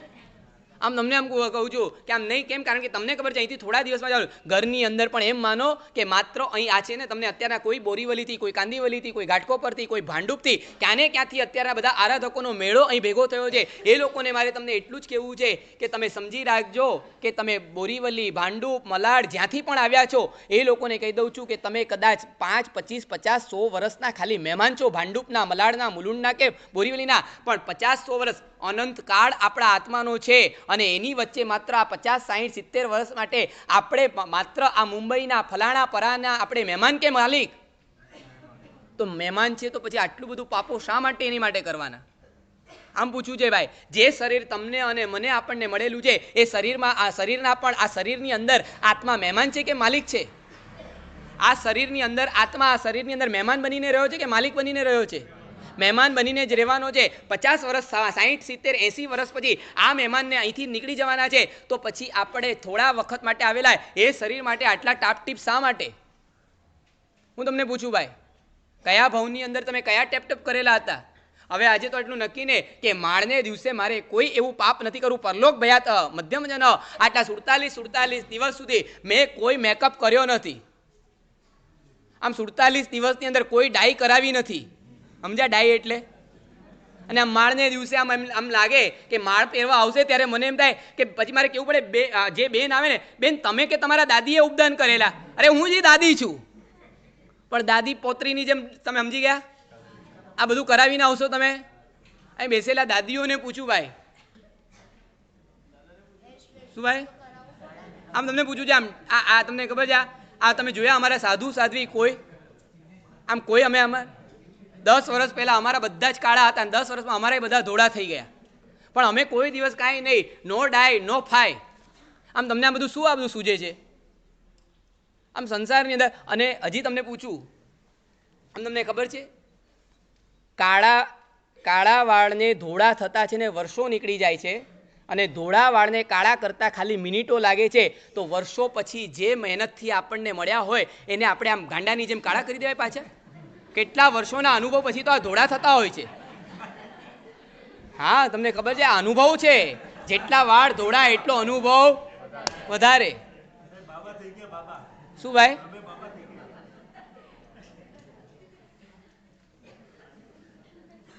નહીં, આમ તમને આ બધું આમ ન થાય આમ?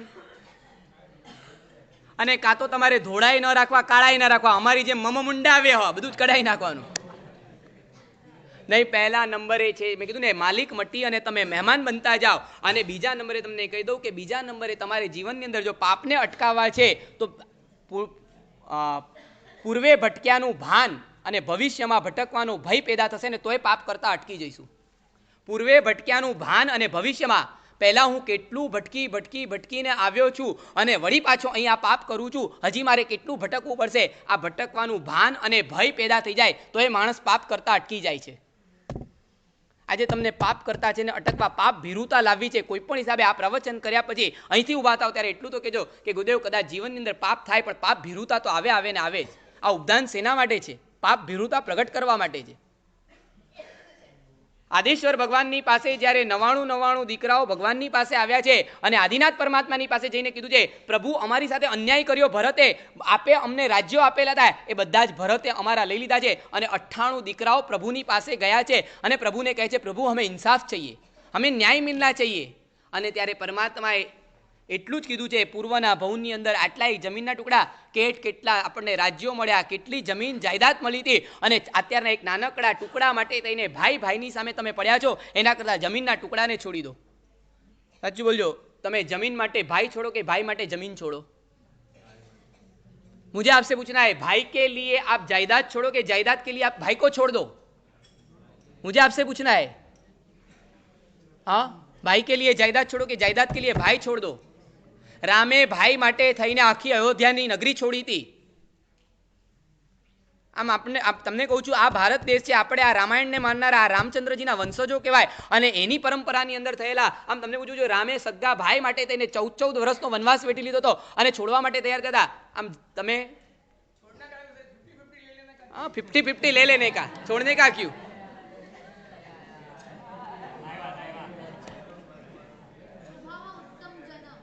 हाँ, छोड़ने का क्यों? 50-50 ले लेने का, लेकिन उसको देना ही नहीं है तो आप क्या करोगे? उसको 50 क्या 5% भी नहीं देना है आपको, फिर आप क्या करोगे? अब बोलो. हाँ, कोर्ट में जाएंगे, बोल दिया कोर्ट में जाएंगे. नहीं, આમ તમને કોર્ટ કચેરી તમને આમ એમ નથી થતું કે એના કરતા ભલે ને વાંધો નહીં, જગ્યા છોડવી પડે તો છોડી દેવી છે, પણ ભાઈને નથી છોડો, ક્योंकि जब आपत्ति आएगी तब जायदाद काम नहीं लगेगी, भाई काम लगेगा. આમ લાગે છે? हाँ हाँ हाँ,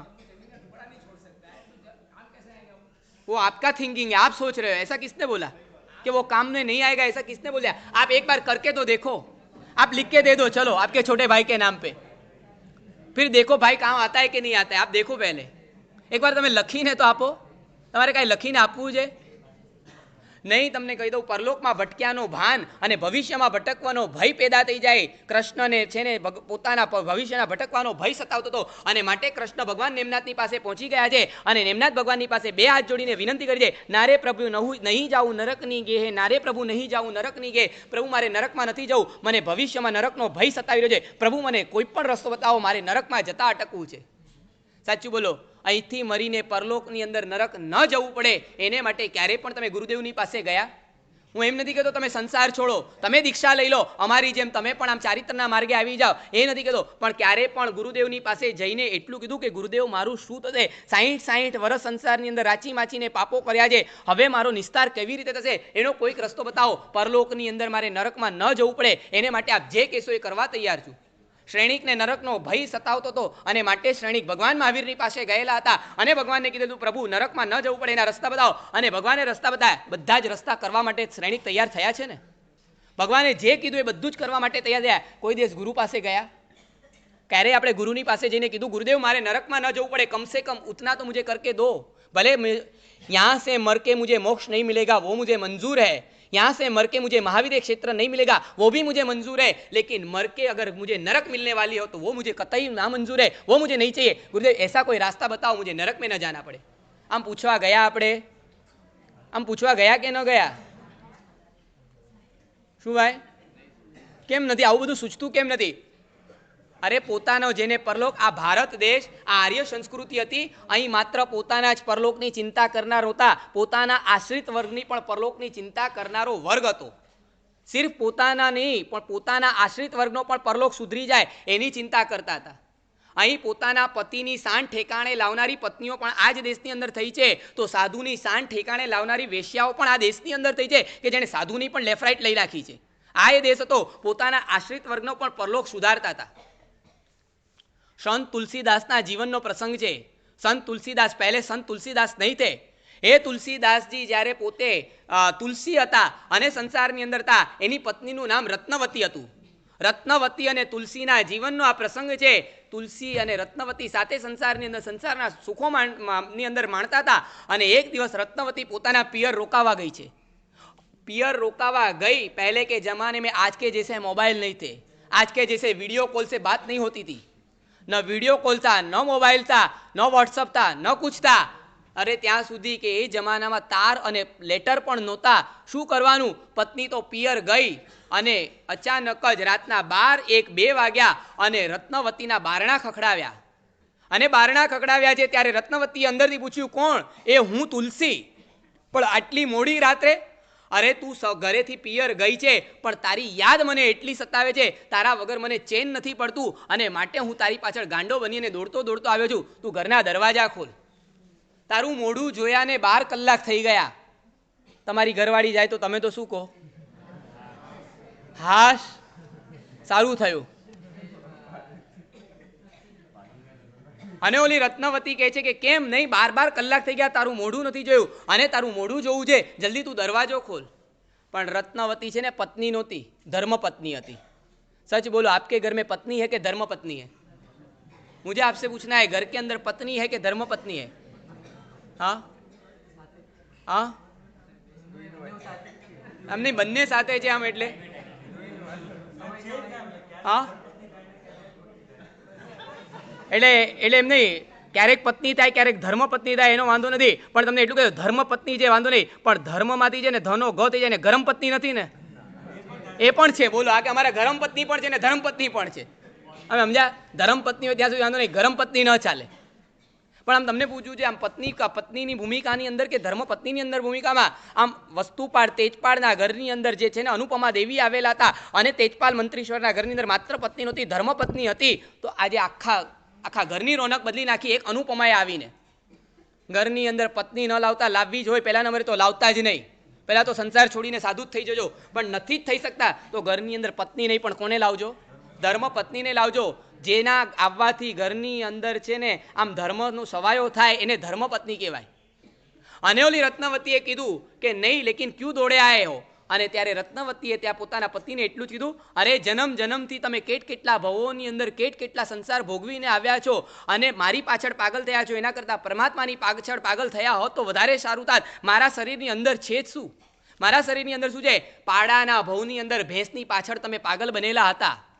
સાચું બોલજો, ક્યારેય તમે તમારા પતિને આવું કીધું? નહીં, સિરિયસલી કહું છું. નહીં, આ સિરિયસલી, આજે હસવું નથી. તમે ક્યારેય તમારા પતિને આમ ક્યારેય કીધું કે પાડાના ભવમાં ગયા હતા ત્યારે ભેંસની પાછળ પાગલ બન્યા હતા, હવે આ ભવમાં મારી પાછળ શું પાગલ બન્યા છો? એકવાર તો કહો બહેનો, કેમ આવો વૈરાગ્ય નથી તમારી અંદર? શું તમે શુલસા અને મૈણાના વંશજો નથી? તમે કહી ન શકો તમારા પતિને એક વખત પણ? આટલા પણ તમે અટકાવીને ધર્મપત્ની બની ન શકો? આમ પૂછવું છે ભાઈ કે નહીં, પાડાના ભવમાં તમે ભેંસની પાછળ ગાંડા બનેલા, આ ભવમાં મારી પાછળ, આમાં નવું તમે શું લાવ્યા? અને ત્યાં રત્નવતી કે જે પાડાના ભવની અંદર ભેંસની પાછળ પાગલ બનેલા હતા, આ એના કરતાં પણ પરમાત્માની પાછળ પાગલ હતો. અસ્થિ ચર્મય દેહ મેં તામે એસી પ્રીત, અસ્થિ ચર્મય દેહ મેં તામે એસી પ્રીત, એસી પ્રીત રઘુનાથ કી તો નો હોત ભયભીત.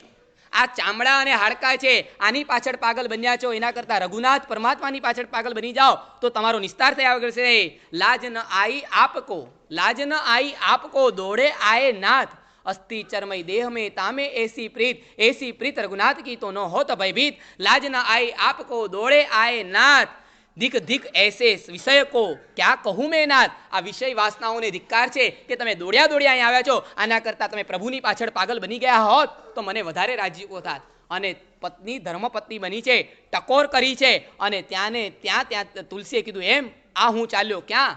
બસ આજે આંખ ખુલી ગઈ છે, હવે રઘુનાથની પાછળ પાગલ બનવા જઈ રહ્યો છું. આજથી તારી પાછળ નહીં, પરમાત્માની પાછળ પાગલ બનીશ. અને પત્ની પણ ધર્મપત્ની હતી, એણે કીધું જવું છે, ઉભારો, બારણા ખોલું છું. એણે દરવાજા ખોલ્યા, હાથમાં કંકુનું તિલક લીધું, અને કંકુથી તિલક કરી અને ચોખા નાખી અને કીધું શિવાસ્તે પંથાન, જા સંયમ પંથે દીક્ષાર્થી, તારો પંથ સદા ઉજમાળ બને. આવી ધર્મપત્ની મળે? આમ પૂછવું છે, આવી મળે કે ન મળે ઘરની અંદર? આજે આમ બહેનોને કહું છે, આવું ઘરે જઈને કોઈક પરાક્રમ કરજો તો આમ અમે કહીશું કે અમારા ઉપદાનમાં પણ આવી રત્નવતીઓ હતી. નહીં, પોતાના આશ્રિત વર્ગની, પોતાના પતિનો પરલોક ન બગડી જાય એની ચિંતા કરનારી પત્નીઓ પણ આજના કાળમાં પણ છે. 4 વર્ષ પહેલા પાર્લાની અંદર ચાતુર્માસ હતો, નામ નહીં આપું, પણ ચાતુર્માસની અંદર એક શ્રાવિકાબેન મારી પાસે વંદન કરવા માટે આવ્યા, અને વંદન કરીને આંખમાં આંસુ સાથે રડતા રડતા મને એક જ કહેવા માંડ્યા કે સાહેબ, મેં કીધું કેમ બેન રડો છો? અને નજીકના ઓળખીતા પણ હતા, પરિચિત પણ હતા. મેં કીધું બેન રડવાનું કારણ શું? મને કે સાહેબ બીજી તો કોઈ જ વાતનું દુઃખ નથી, પતિનો સ્વભાવ પણ બહુ સારો છે, માંગો એ બધું વસ્તુ આપી દે છે, કોઈ દુઃખ નથી, દીકરો સારો, પતિ સારો, પરિવારનો પૈસો પુણ્ય બધું જ છે, પણ સાહેબ સૌથી વધુ સતત મારા એ, તમે સમજ્યા, મારા એ, મને મારા એમના આત્માની ચિંતા છે સાહેબ, એમનું શું થશે, એમની પરલોકમાં કઈ ગતિ થશે, બસ માટે આજે તમારી સામે રડું છું. કે સાહેબ ગમે તે કારણે આમ હળુકર્મી જીવ જેવા લાગે પણ ગમે તે કારણે નથી દર્શન કરે છે, માત્ર પૂજા કરવા ન જાય, ચોવ્યાર નથી કરતા, ખબર નહીં એમને દેવ દર્શન ગુરુ ધર્મ એનાથી દૂર રહે છે, માનવતા કરે છે, પણ પ્રભુ એમને ખબર નહીં ગમે તે કારણે સાહેબ એમનું શું થશે. આમ ક્યારેય તમે ગયા કોઈ ગુરુ ભગવાન કોઈ ગુરુણીજી ભગવંતની પાસે જઈને કીધું કે મારા એમનું શું થશે, મને એની ચિંતા છે? ક્યારેય તમારા દીકરા દીકરીના પરલોકની તમે ચિંતાઓ કરી? સાહેબ અમને અમારા જ પરલોકની નથી પડી, દીકરા દીકરીની શું પડી હોય? આ એ દેશ હતો કે જ્યાં પોતાના આશ્રિત વર્ગની પણ પરલોકને સુધારવો અને પરલોકની ચિંતા કરનાર હતા. ગુરુદેવ શ્રીના જ્યારે દક્ષિણ ભારતની અંદર વિહારો ચાલતા હતા અને દક્ષિણ ભારતના વિહારો ચાલતા હતા, ઇન બિટવીન ગુરુદેવને છે ને પેરેલિસિસનો એટેક આવ્યો. પેરેલિસિસનો એટેક આવ્યો અને ગુરુદેવ શરીરથી નાદુરસ્ત થઈ ગયા. વિહાર ચાલીને કરતા હતા, વિહાર અટકી ગયા. ગુરુદેવની પાસે જેને ડિમાન્ડ મૂકવામાં આવી કે ગુરુદેવ આપ ડોળીની અંદર વિહાર કરો. ગુરુદેવે સ્પષ્ટ ના પાડી દીધી, ડોળી કે વ્હીલચેર જિંદગીમાં વાપરીશ નહીં. ગુરુદેવ એવા હતા, હવે કરવું શું? ત્યારે ગુરુદેવનો તો શિષ્ય પરિવાર બહુ મોટો અને ગુરુદેવના શિષ્ય પરિવારોએ નક્કી કર્યું કે જે ગુરુદેવે અમને સંસારમાંથી આજે કાઢ્યા છે તો આજે એ ગુરુદેવને ઉચકવાનો અવસર મળ્યો હોય એ ચૂકી ન જવાય. અને શિષ્યો પોતાના ખભા ઉપર ગુરુદેવને માટે સ્ટેચર બનાવ્યા અને સ્ટેચરમાં ઉંચકીને વિહારો કરાવતા હતા. અને એમના શિષ્યો આ ગુરુદેવ ભુવન ભાનુશ્રીશ્વરજી મહારાજના શિષ્યોની અંદર સ્ટેચર ઉંચક્યા છે. ખૂબ સ્ટેચરો ઉંચકીને વિહાર. એની અંદર તમને કહી દો, આ સ્ટેચર ઉંચકવામાં અમારા ગુરુદેવ જે અત્યારના કુલબોધી શ્રીશ્વરજી મહારાજ છે અને પદ્મબોધી મહારાજ, આ બંનેને પણ પૂછો, બંને ભાઈઓની જોડીઓએ પણ છે ને વર્ષોના વર્ષો સુધી ગુરુદેવના સ્ટેચરો ઉંચક્યા છે. આ એમનેમ પાઠ ઉપર બેસીને પ્રવચન શક્તિ નથી આવતી. અમારા ગુરુ મહારાજ ઘણીવાર કહે છે, 4 ચોપડી ભણેલો સાધુ છું અને એ ગુજરાતી મીડિયમ, એ ગુજરાતના ગામડામાંથી આવેલો, અને આજે તમે જુઓ મુંબઈની અંદર એજ્યુકેટેડોને હંફાવવાની તાકાત ધરાવતા હોય, આ ક્યાંથી આવે બધું? આ ગુરુદેવને અમે સ્ટેચરમાં ઊંચકીને વિહારો કરાવતા હતા ત્યારે ગુરુદેવની જે આશીર્વર્ષાઓ મળતી હોય ને એ ગુરુ આપણને કહે નહીં પણ અંદરની દુઆઓ મળતી હોય, અને ગુરુની દુઆ ક્યારેય નિષ્ફળ ન જાય. અને ત્યારે આ ગુરુદેવના વિહારો ચાલતા હતા અને વિહારની અંદર એમને સ્ટેચરની અંદર ઊંચકી અને વિહારો કરતા હતા. અને એક દિવસ આ દક્ષિણ ભારતની અંદર ગુરુદેવ સવારના પરમાં સૂર્યમંત્રનો જાપ કરતા હતા અને એ ટાઈમે ગુરુદેવની નજર કોક સાધુ તરફ ગઈ. કોક સાધુ પ્રતિક્રમણ કરતો હતો અને ગુરુદેવની નજર ગઈ કે આ સાધુ છે ને પ્રતિક્રમણ કરે છે પણ બેઠા બેઠા કરે છે, બેઠા બેઠા કરે છે. અને એ ટાઈમે ગુરુદેવે એને એટલું જ પૂછ્યું, મહાત્મા ક્યાં પહોંચ્યા? પ્રતિક્રમણમાં ક્યાં પહોંચ્યા? એટલે ઓલા મહાત્મા એટલું જ કીધું, જે ગુરુદેવ કલ્યાણ કંદમની 4 થોઈ થઈ ગઈ. તમે સમજ્યા? કલ્યાણ કંદમની 4 થોઈ એટલે પ્રતિક્રમણ લગભગ રાય પ્રતિક્રમણ પતવા જ આવ્યું છે. અને એ ટાઈમે ગુરુદેવે છે ને કડક આંખ કાઢી અને કડક અવાજમાં કીધું, આખું પ્રતિક્રમણ ફરી ઊભા ઊભા મારી નજર સામે તારે કરવાનું છે. આખું પ્રતિક્રમણ ફરી વખત રિપીટ અને ઊભા ઊભા કરવાનું છે. ગુરુદેવને એમ નહોતું શિષ્ય કહી શકત, ગુરુદેવ ગઈકાલ સાંજનો 20 કિલોમીટરનો વિહાર આપને ઊંચકીને કરેલો, એને કારણે થાક્યા છે માટે બેઠા બેઠા કરીએ છીએ, કાંઈ કોઈ મોજ શોખ માટે નથી કરતા. પણ શિષ્યને પણ લાગ્યું કે આવી કડકાઈ ગુરુદેવ કરે છે અને એ કડકાઈ કરનારા ગુરુદેવ આવા અમને ભવો ભવ મળજો કે જે અમારા શરીરની નહીં પણ અમારા આત્માની ચિંતા કરે છે. એના શરીરની ચિંતા મારે નથી કરવી, કારણ કે એના મા બાપે મને સોંપ્યો છે આ દીકરો એટલા માટે કે એનો પ્રભાવ સુધરવો જોઈએ, એનો પ્રભાવ તો ન જ બગડવો જોઈએ. અને જો આનો પ્રભાવ બગડી જશે તો એના મા બાપે જે વિશ્વાસથી મને સોંપેલો એ મા બાપના વિશ્વાસઘાતનું પાપ મને લાગે. માટે ગુરુદેવે કહી દીધું, તારે આખું પ્રતિક્રમણ ઊભા ઊભા કરવાનું છે. સાચું બોલજો, તમને ક્રિયામાં કેટલી વાર કહેવું પડે ઊભા થાવ? આમ તમને પૂછવું છે ભાઈ પંત, કેટલી વાર કહેવું પડે કે ઊભા થાવ? નૈતિક, કેટલી વાર કહેવું પડે ઊભા થાવ કહેવું પડે? અને છતાં પણ પાછા સાચું આ ગુરુદેવ ઉપરથી નીચે આવે ને તો શું થાય? એ ભાઈ આડા આવડા સવાલ નહીં પૂછો, બેસી જાઓ. ત્યાંના પ્રવચનમાં શું ચાલે છે ને તમે છે ને વિષયાંતર નહીં કરી નાખવાનું. હું તમને પૂછું છું કે તમારે આમ તમને આ ગુરુદેવ તમારે આમ તમને આવા કડક ગુરુ ગમે? આમ પૂછવું છે ભાઈ, આવા કડક ગુરુ ગમે?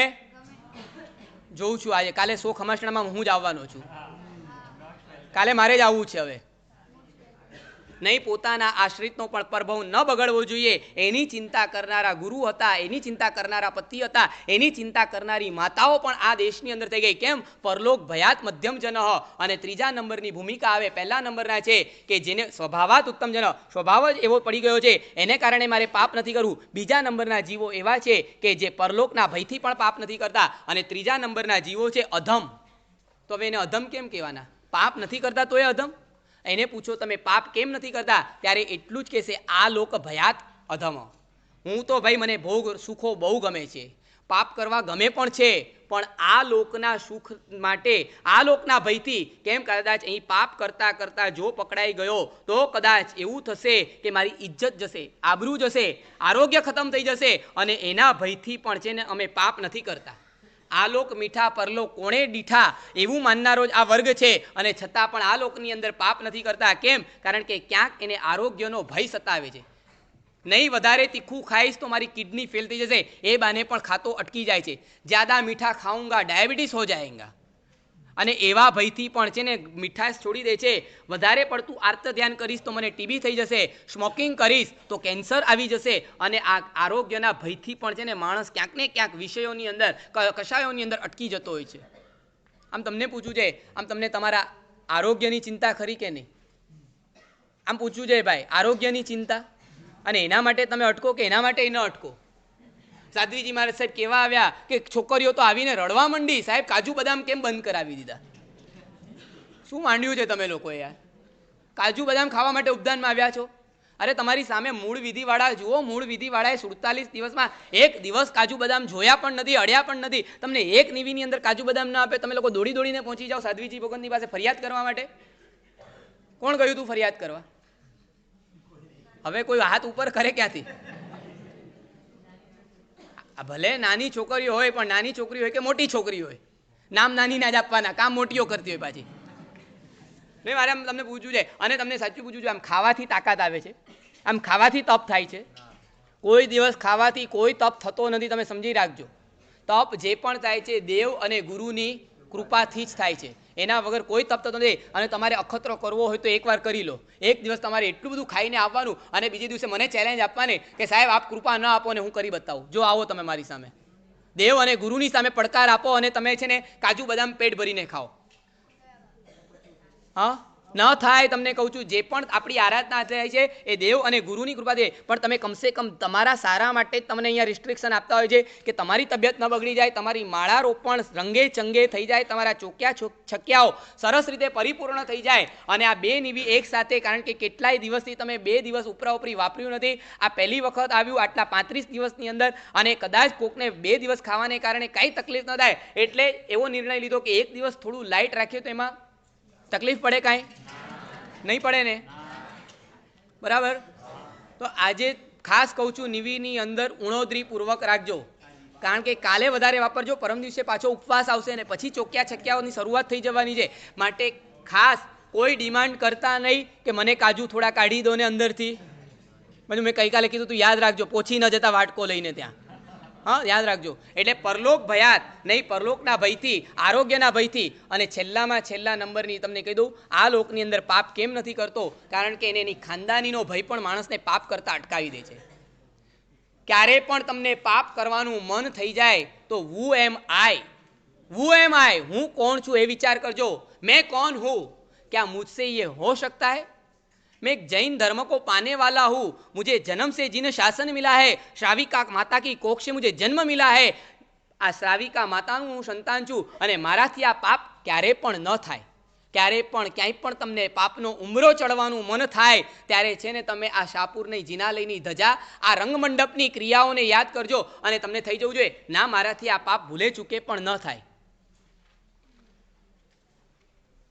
ગંગા કિનારે ચાતક પક્ષી પોતાની માની સાથે બેઠેલું હતું, બચ્ચું અને મા બંને એક ઝાડ ઉપર બેઠા હતા. જૂન મહિનાના દિવસો હશે, આકાશની અંદર વાદળા આવે પણ ક્યાંય વરસાદ પડવાનું નામ ન લે, અને ચાતકે એક વખત પોતાની મા પક્ષીને એટલું જ કીધું કે માँ मुझे प्यास लगी है, मुझे पानी पानी हो रहा है, मुझे पानी पीना है, मुझे प्यास लगी है माँ. तब माँ ने कहा बेटे थोड़ा सब्र कर, अभी आकाश में बादल आए ही है, आज न तो कल, कल न तो परसों, कभी न कभी बारिश आएगी और पानी पी लेना. नहीं लेकिन माँ मुझे बहुत प्यास लगी है, माँ મને બહુ તરસ લાગી છે, મારાથી નથી રહેવાતું, હવે મારું પ્રાણ નીકળી રહ્યો છે. માँ આ સામે ખાબોચિયું છે, સામે કિચડ है, उसका पानी मैं नहीं पी सकता हूँ, क्या मुझे प्यास लगी. માએ કીધું બેટા આ ખાબોચિયાના અને કિચડના પાણી આપણાથી ન પીવાય. ઠીક છે માં, ખાબોચિયાના ન પીવાય, ગટરના પાણી ન પીવાય, પણ માં ગંગા પણ કાંઈ બહુ દૂર નથી, કમસે કમ ગંગાના પાણી તો પી આવું, ગંગા તો પવિત્ર નદી છે, એનું પાણી પીને. માએ કીધું આપણા પૂર્વજોમાં કોઈએ ગંગાનું પણ પાણી નથી પીધું, બેટા આપણાથી નદીનું પણ પાણી ન પીવાય. નહીં માં, મુझे प्यास लगी, मैं तो जा रहा हूँ. અને માની વાત ન સાંભળી અને પંખી જે બચ્ચું હતું એ ઉડતું ઉડતું ઉડતું આગળ જઈ રહ્યું છે અને ગંગા નદીના કિનારે આગળ જાય છે, પણ રાત વાસો બીજા એક ઝાડ ઉપર એણે કર્યો.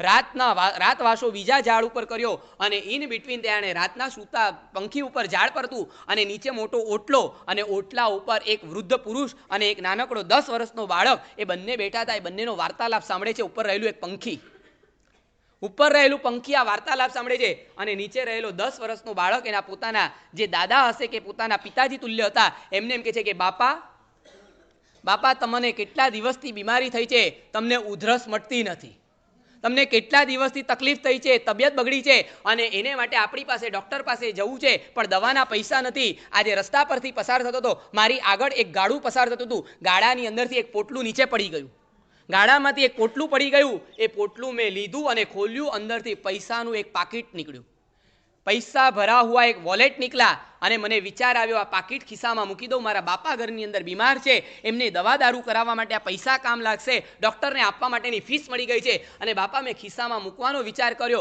અને એટલી જ વારમાં મને મારા પૂર્વજોના પવિત્ર ઓળાઓ યાદ આવી ગયા, મારો વંશવેલો કેવો છે યાદ આવી ગયો. મારી 7 પેઢીમાં કોઈએ પણ ચોરી કે અદત્તાદાનનું પાપ કર્યું નથી અને બાપાના જાન બચાવવા માટે પણ આ ચોરીનું પાપ મારે નથી કરવું. એ પોટલાની અંદર પાછું પાકીટ મૂક્યું, પોટલું વાળ્યું, ગાડાવાળાને આપી દીધું. ગાડાવાળાએ મને ભેટી પડ્યો અને એને મને 10 રૂપિયા આપવાની કોશિશ કરી, લે આ તારી બક્ષિસ, પણ બાપા એ પૈસા પણ મેં ન લીધા અને એને પાછા આપી અને હું તમારી પાસે આવ્યો છું. બાપા મેં બરાબર કર્યું. અને જે દાદા હતા એ પોતાના દીકરાને ભેટી પડ્યા અને કીધું, વાહ બેટા, આજે તો છે ને તે આપણો વંશવેલો ઉજાડ્યો, આજે તે આપણી કુળની પરંપરાની અંદર વધારો કર્યો છે અને બેટા તે આપણું નામ રોશન કર્યું છે. બસ આ સાંભળ્યું ઓલા પક્ષીએ ઉપર રહેલા અને બીજે દિવસે સવાર પડી પક્ષી ત્યાંથી પાછો રિટર્ન ટુ બેક અને પોતાના માળાની અંદર ગયો, પોતાના મા પંખી પાસે ગયો અને માએ પૂછ્યું, બેટા ગંગા નદીએ જઈને પાણી પીયાયો?